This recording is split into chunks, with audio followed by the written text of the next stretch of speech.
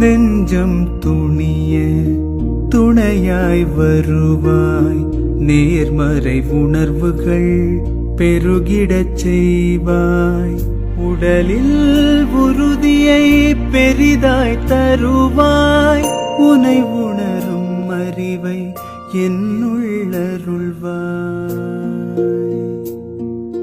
சுற்றமனைத்தும் காப்பவனே, செய்தொழிலில் ஏற்றம் தருபவனே, எடுத்த செயலில் வெற்றி கொடு, என் ஆற்றல் பெருகிட அருளை கொடு.